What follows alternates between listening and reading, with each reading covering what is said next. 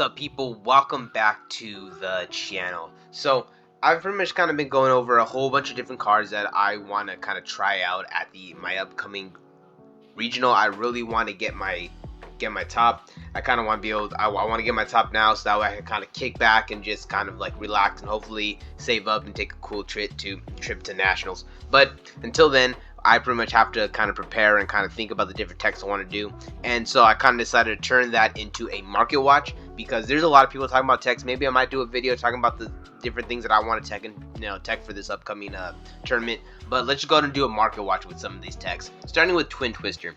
Twin Twister is a card that kind of I wouldn't say it comes in and out of the meta. Ever since Cosmic Cyclone came around, it pretty much has replaced it as like the *1 go-to back row removal, even though Twin Twister still does have its niches. To be honest, currently with Centurion being like a really big threat, essentially they want to play on your turn. So even if you draw Twin Twister as your 6th card going second, or if it's already in your hand, you could essentially use this to get rid of the cards in the spell and trap card zone, to make sure they're not able to summon, to prevent you from getting Calamity Lock. And sometimes that's kind of really enough. Even sometimes if you feel a little comfortable and you have some more responses, you could get rid of like a back row, and then one of the Centurion cards, because they do like to run things like Solemn Judgment, which I felt firsthand. I played Centurion and I was just about to get the victory with my combo, but they had Solemn Judgment just because they have so much room in the deck to run all these different cards. So Twin Twister is an interesting card to be able to get rid of the cards in the back row, so that way they can't summon them, and then they get rid of some of the really powerful response cards that they might have. So Twin Twister right here, you got the secret rare, which is actually what I would probably concentrate the most on. It's pretty cheap. You got a lot of comments for 25 cents. The super rare from Bosch being at like 65. Ultra rare from the Legendary Hero deck at 33 cents. But the one that I would probably want to focus more on, because all the other copies are really budget, they're about 30 to like 50 cents. I would concentrate right here on this secret rare. You got the damage first ed for like $1.23, and then you go to a live play first ed at 147. So if you could if you could find a couple people that are willing to sell them for like for maybe like a dollar or two each, maybe like $5 for the set, I really wouldn't be against having a play set of Twin Twister, especially right now in this meta, to where it's like, I'm not saying it's the first time we had a deck that like plays on your opponent's turn, but this one does really lose to back row removal. So Twin Twister is a card that I would go and watch out for. A lot of budget options, but if you want that secret rare, I would come and get it right here from Shadows of Hala. Lightning Storm is another card that even though it isn't, I wouldn't say it's like a tech for Centurion exactly. I really do like Lightning Storm in this meta. Earlier I talked about evenly matched and how how evenly match is could be potentially be a good card. I really do like the whole idea of having Lightning Storm and evenly match going second. So if you're running a dedicated going second deck, or if you're trying to find a good combination of cards for going second, evenly match and Lightning Storm are like the perfect combination, to where your opponent is going to be forced to keep one card, obviously, and it's going to be either a monster or a back row. So that's going to leave them open to the Lightning Storm. Of course, you do have to draw it, but both those cards are searchable with triple tactics thrust. So if your opponent activates a monster effect and you have thrust, you're able to search for one of them. So there is I wouldn't say it's like a combo you get all the time, but I would also kind of keep an eye on Lightning Storm. You got the Ultras from King's Court right here for around in the $1 range. The Ultra Romantics at Mavens for like the 154. The Prismatic Secret Rares for like the 2 to 3. And then you got the Secret Rares right here for about like $7. The ones from Rarity Collection are super cheap. The supers are going anywhere from 94 cents. And then maybe we'll probably take a look at the 25th anniversary. But we're looking right here for the original. This is the original version right here. And Ignition Assault. So we're looking right here, Near Mint Unlimited for about $9. So Live Played First Ed for about $10. So $10 for original secret rare. Let's just go ahead and look it up real quick. Let's see, Lightning Storm should be right here. No, it is not. Let's see. Alright, quarter century secret rare. Let's just go ahead and look at the quarter century secret rare. There's a lot of kind of movements in the 25th anniversary, but the quarter century secret rare one right here, right now, is going for about $22. Like to be honest, you only need 2 copies of this. So if you could get like if you get them for like $20 a piece, that actually really isn't bad. Um, I don't I don't see them bringing it down anymore because there's a lot of answers to preventing back row from being destroyed. To be honest, maybe we could use a little more answer to the back row, but at the same time, it isn't like back row decks or like like super back row strategies are kind of going crazy since Centurion barely kind of started. So we kind of see we're going to see how that kind of how that goes for the next couple weeks, see how the meta goes. But yeah, like Lightning Storms, if you're thinking about getting quarter century rares, if you get them for like $20 a piece, if you get them like cause at 22, if you get them for $20 a piece, I would go ahead and pull the trigger on them.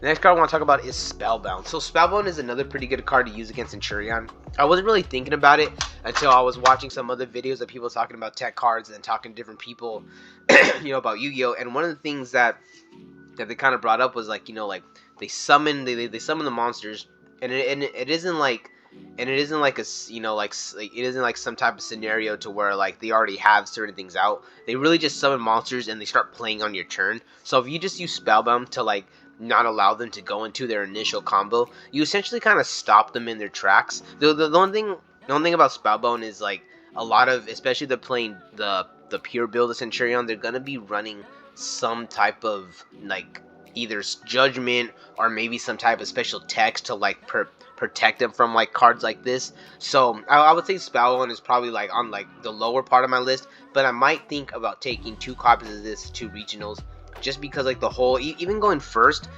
kind of sitting there and having your opponent starting off a combo, if at the right moment you could leave them with a weird board and they can't really make anything else, they're like they're essentially done at that point. Like especially they can't tribute anything, they can't really banish anything. They're essentially like you got them at a point where they need to link off or whatever. They need to synchro into this to extend. You just hit them with that Spellbone and it would really catch them off guard. So this might be a top pick for my side deck.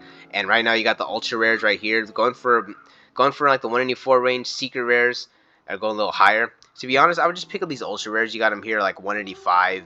They're like 247 with the market price.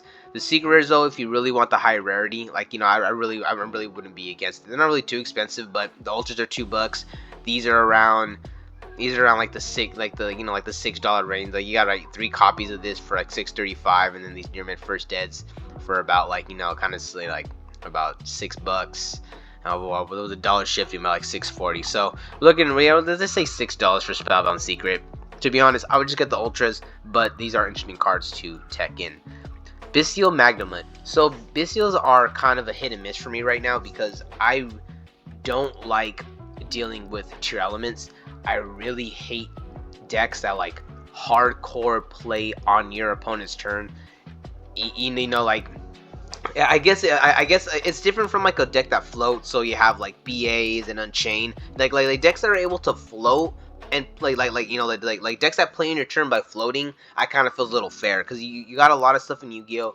Yu-Gi-Oh's very fast. Some decks compete like that.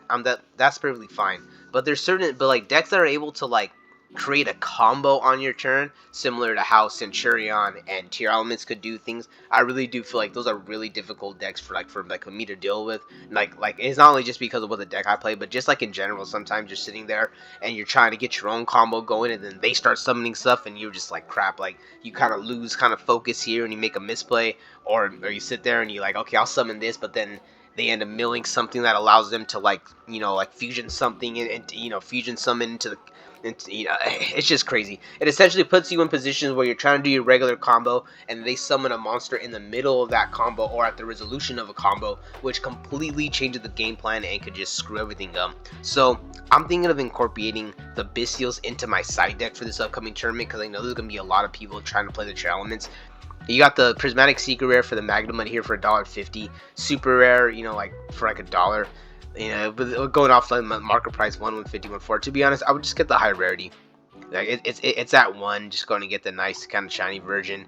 It's a get like near mint first dead for like 142. There's like a whole bunch of them, so they're not really going to be moving any, any kind of crazy price right now. So I would go and get the Magnemite. After that, Bestial Drill Swarm. I don't know exactly how many I am trying to get. Okay, just decided to. Okay, well, random noise. Anyway, I don't know exactly how much I am trying. I don't know exactly how many copies I'm trying to run of Bestial Drill Swarm, but to be honest, I do want to incorporate this one. And there's one of the more expensive ones, but at the same time, it does have some really good like interruption effects, especially, you know, like they already established a bit of a board and you kind of summon it out, prevent them from going any kind of harder, and then now if they want to try to, like, you know, break your board and go into the battle phase, they're gonna have to deal with the Drill Swarm effect. So you got the super right here going for about $10, market price at 11.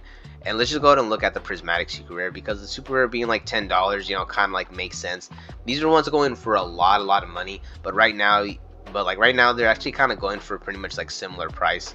Like, you know, like they were like super low when they first came out because people, you know, like this is before the ban list, and then once the ban list kind of dropped, this became like one of the better cards, and then boom, they kind of went to like $14 a piece. Now they've settled down a little bit, but to be honest, we're looking at $12.38. We're essentially paying about $12 to $13 for this card. It only kind of went down by $1. Like, even though Dragon League did get hit and like they're not as powerful as it was, Bestials as just like an engine, or Bestials as like a hand trap option, or like a small engine, just you know, it's still 100% viable. And also you have the Horus cards running around, so like there's still a lot of use for Bestial. Bestial Baldrake is one that not a lot of people really talk about. I got the Ultra here from Battle's Revenge because I kind of noticed that they're actually going for, you know, cool amounts. This guy has 7 of them for 43 cents, but once these 7 are gone, you know, like they're back up to still like, you know, 63, 64, 65. So yeah, even though like it's not as good as the other ones, you know, like most of the time you just want the body and you want the banishing, so the effect is just kind of extra. So if you don't want to run, you know, multiple copies of Drill Swarm, maybe you could go ahead and substitute one out for Baldrake. And the last Bestial I want to talk about, I'm not going to talk about Lubellion because the Lubellion doesn't have anything to do with what I'm trying to use it for right now. Right now I want to use them as like hand traps.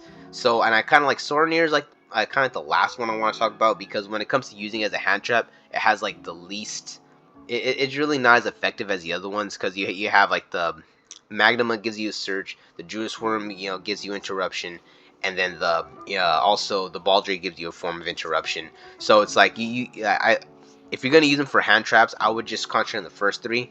But if you do run the engine, Bestial Sorneer does become one of the better ones. There is a lot of really cool and crazy combos you could do with Bestial Sorneer, you know, like with the sending effect, and that's kind of the reason why you see, like, you know, like this prismatic and the super rares very close. The super rares right here, I think they should be like around the solid $3 range. We got 345. And this right here, no, actually, no, there's more like the $4 range. Like once we get to this area right here, you know, with you got the 3 with the $1 shipping, 4 with $1 shipping, 3 $1 shipping. We're looking at about a $4 card for the Bestial Sorneer, and that's pretty much going to be the same story for the Prismatic Rare. In all honesty, even though the Prismatic Rare is the highest rarity, if you're just trying to get this, I would just go. Just get the Prismatic Rares. They're not really that much more expensive, especially, you know, like with the shipping and everything. This person has 16 of them for like $4.93, so about $15. You're really paying like an extra, like, you know, $2, $3, $4, and I would just go and get these bigger, nicer ones. And then the last card that I want to talk about is DD Crow. To be honest, I've been going back and forth between, do I want to run Bestials or do I want to run DD Crow? I guess when it comes to like when it comes down to it, DD Crow is just more generic, and it just would get rid of any card, and that's kind of the main thing that I need it for. But like another thing is, I don't want to get it negated by Call by the Grave, or maybe even like Cross Out or something.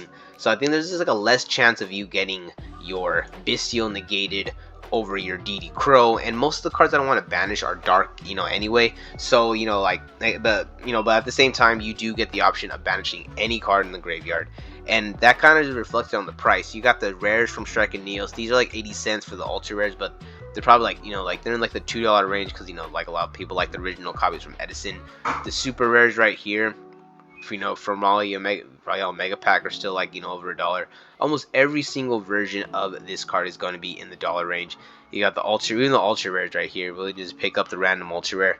To be honest, if you have like a lot of DD Crows just kind of like chilling in the back and you just think, they're not really worth anything. To be honest, they're all worth dollars. A lot of DD Crows are worth $1 just because of Edison and because every once in a while it becomes the card to run if you want to stop the graveyard. But what do you guys think? If you guys have any ideas of like the tech cards that you're currently using, whether it's locals or for like regionals or big tournaments, let me know down in the comments below.